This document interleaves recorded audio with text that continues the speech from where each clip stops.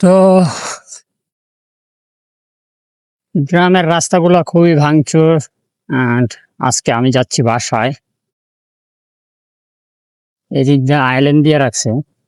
মানে এরকম একটা অবস্থা আইল্যান্ডের, বাপরে! কি কমু আর।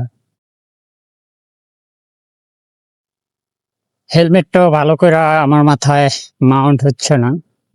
হেলমেটটা নষ্ট হয়ে গেছে। ভেতরের সাইডটা একদম বাজে অবস্থা। তো আমার মাথায় ভালো কইরা সেট হচ্ছে না হেলমেটটা। একটু পরপরই নিচে নেমে যায় আর হাত দিয়ে উপরে উঠাইতে হয়। তো হেলমেট আমি এখনো নেই নাই।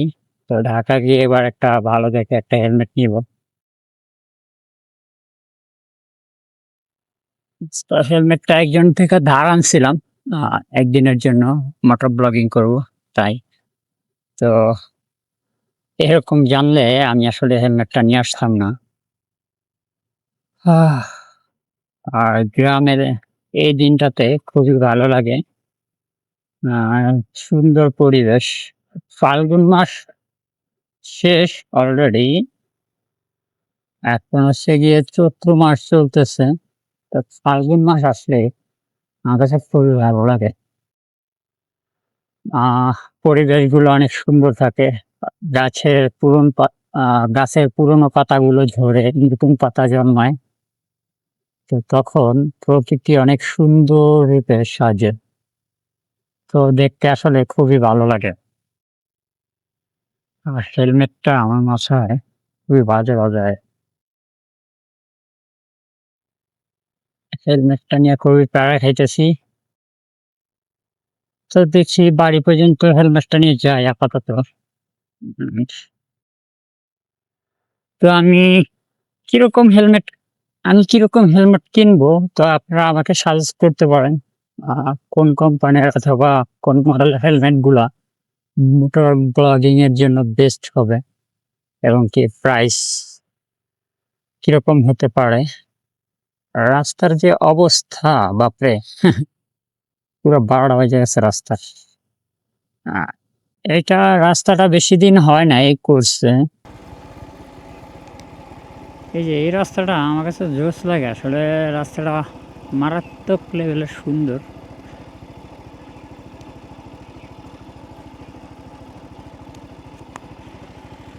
ছোটমণিরা এখান দিয়ে পানি নিচ্ছে, অনেক দূর থেকে পানি আনতেছে।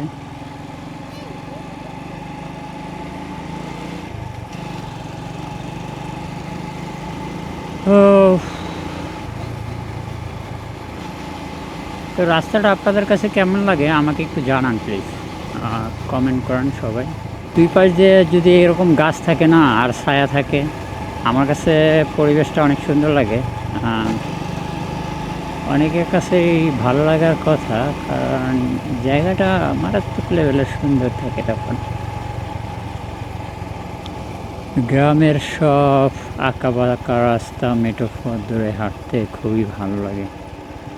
এইবার গ্রামে এসে ব্যস্ততার কারণে আসলে ওরকমভাবে হাঁইটা বেড়ানো হয় নাই। তো একটা সময় ছিল ঈদের ভিতরে আমরা দল বেঁধে হাঁটতাম। যে নামাজ পড়ে বাসা থেকে কিছু খেয়ে সেমাই-টেমাই খেয়ে তখন হচ্ছে গিয়ে বাসা থেকে বের হতাম। অ্যান্ড সারাদিন ভরে হাঁটতাম আমরা, শুধু হাঁটতাম আর হাঁটতাম। এই এলাকা থেকে ওই এলাকায় চড়ে বেড়াতাম। তখন আমাদের কাছে হাঁটতে খুবই ভালো লাগতো। আর এখন সবাই ব্যস্ত। কেউ বিয়ে করে শ্বশুরবাড়ি নিয়ে ব্যস্ত। এই যেমন একেক ধরনের কাজ থাকে ঈদের ভিতরে। কারণ এখন আর আগের মতো বয়স নাই। এখন সবার কাঁধেই দায়িত্ব পড়ে গেছে। তো দায়িত্ব পড়ে যাওয়ার কারণে সবাই ব্যস্ত। এখন আর আগের মতো আড্ডা দেওয়া হয় না, সময় পাওয়া যায় না। কেউ আবার বিদেশ চলে গেছে। তো যার কারণে সব মিলিয়ে আরকি ঈদটা ব্যস্ততার ভিতরেই কাটে। আগের মতো আসলে ওরকম ঘুরে বেড়ানোর সুযোগ হয় না। আসলে ছেলে মানুষের জীবনটাই এরকম। যখন কাঁধে দায়িত্ব পড়ে যায় তখন আসলে কোনো কিছু ভালো লাগে না। তখন ওই দায়িত্বর ভারেই নিজে খুবই ব্যস্ত হয়ে পড়ে। তো বিষয়টা তাই হইছে। এই যে দেখুন, এই রাস্তাটা খুবই ভালো লাগতেছে আমার কাছে। মাদারীপুর, শরীয়তপুর পাশাপাশি এলাকায় সেটকে। অ্যান্ড এটা হচ্ছে গিয়ে কালকিনি উপজেলার ভিতরে পড়ছে রাস্তাটা। কালকিনি থেকে খাসিয়ার যাওয়ার পথে সমিতি ঘাটের পরে আর কি রাস্তাটা দেখুন। তবে আরেকটা সুন্দর জায়গা আছে সমিতি ঘাটের পরে, ওই দিক দিয়ে অনেক সুন্দর জায়গা আছে। এই দিক দিয়ে পানি দিয়ে আর কি গম চাষ করবো মেবি এই জায়গাটা। সরি, গম না, পাট। গমের দিন শেষ, তো পাট চাষ করবে, সেই কারণে আর কি পানি দিতেছে খেতে। এই দিক দিয়ে অতটা ভালো লাগে না আমার কাছে, ওই পিছনের সাইডটাই ভালো লাগছিল। এখন আর ভালো লাগতেছে না এই জায়গাটা।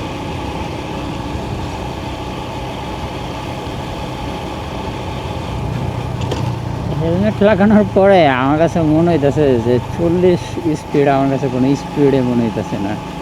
আর হেলমেট না থাকলে কানে বাতাস লাগে, তো তখন মনে হয় যে আমি অনেক স্পিডে বাইক চালাইতেছি। আসলে বিষয়টা বুঝলাম না কিছু। এত স্পিডে যাইতেছি, তারপর আমার কাছে কোনো স্পিডে মনে হইতেছে না। হয়তো অনেকে বলতে পারেন 40 কোনো স্পিড নাকি, না ভাই 40। ও, এই যে এই ফাঁকে ফাঁকে যে ছোটোখাটো ভাঙা দেয় পরে না, এটা আসলে খুবই খারাপ জিনিস।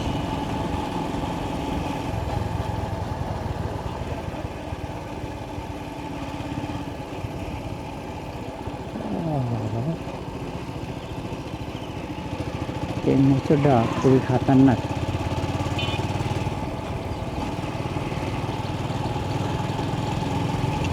অ্যান্ড এই ব্রিজটাও আর খাতারনাক। এই ব্রিজটার রেলিং ছিল, রেলিংগুলো পুরো ভাঙা ফেলাইছে।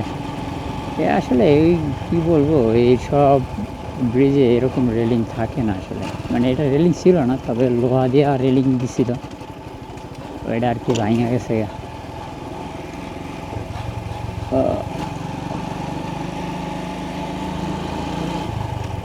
এই যে এই জায়গাটা অনেক সুন্দর লাগে কিন্তু। হ্যাঁ,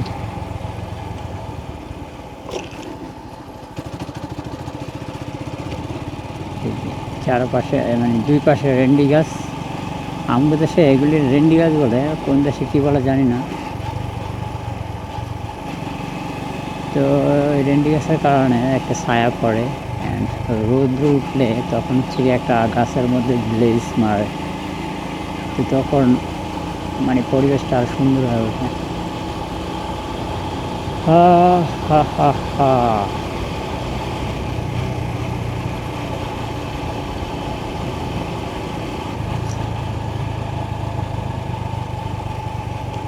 আমার আসলে সানগ্লাসটা পরতে হবে, আর নাহলে উপায় নাই, আমার চোখের ভিতরে রোদ লাগতেছে। অ্যান্ড এখন হচ্ছে গিয়ে খাসেরহাট ব্রিজ, বাইরে কি রোদ। এই দুই পাশে নদী, মানে নদীর মাঝখান দিয়ে ব্রিজ চলে গেছে। এদিক দিয়ে ঢাকা যায়, এদিক দিয়ে মাদারীপুর যায়। অ্যান্ড এই ব্রিজটা হওয়াতে অনেকের সুবিধা হয়েছে। আগে কালকিনি থেকে আসতে হইলে খেয়া পারাপার হইতে হইতো। এদিক দিয়ে যাতায়াত অবস্থা ছিল খুবই বাজে। তো এটা ছিল আর কি 2015 সাল পর্যন্ত আর কি এদিক দিয়ে খেয়া পারাপার হয়েছে। তারপর থেকে ব্রিজ আর কি ওপেন করে দেওয়া হয়েছে জনসাধারণের জন্য। তো এখন এটাই আর কি, এই ব্রিজ হওয়ার পরে মানে এ মানুষের দুর্ভোগটা অনেকাংশেই কমে গেছে। অনেক হাজার গুণ কমে গেছে ভাই। কি আর মানে মানুষের এত দুর্ভোগ ছিল তখন। রাত্রে দেখা গেছে একটা মানুষ রাত্রে আসছে, রাত্রে ১টা বাইজা গেছে হয়তোবা কোনো কারণে। তখন দেখা গেছে খেয়া নাই। সেই ক্ষেত্রে কি করা হয়? তখন হচ্ছে গিয়ে এই যে এই বইসা থাকতে হইতো খেয়ার জন্য। আবার খেয়াওয়ালাদেরকে অনেক রিকোয়েস্ট করতে হইতো। তো এই যে দেখো আরেকটা কাজ করছে আকাম। মানে কি বলবো, মানুষ আসলে সুযোগ পাইলে ওর নাম বইলা যায়। এই যে এরকম একটা রাস্তার ভিতরে এরকম সরিষা কি রোদ্রে দেওয়া ঠিক হইছে? কিন্তু রোদ্রে দিবো ভাই, তোমরা তোমাদের নিজস্ব একটা জায়গা লিজ নিয়ে তারপর রোদ্রে দাও। তা না, তোমরা আবার অন্য জায়গার উপরে রোদে দিয়েছো, মানে রাস্তার উপরে রোদে দিয়েছে। এদিক দিয়ে মানুষের যাতায়াত তো একটা অ্যাক্সিডেন্টও ঘটতে পারে। তো এটা কি আসলে মানুষ রিয়েলাইজ করে কিনা?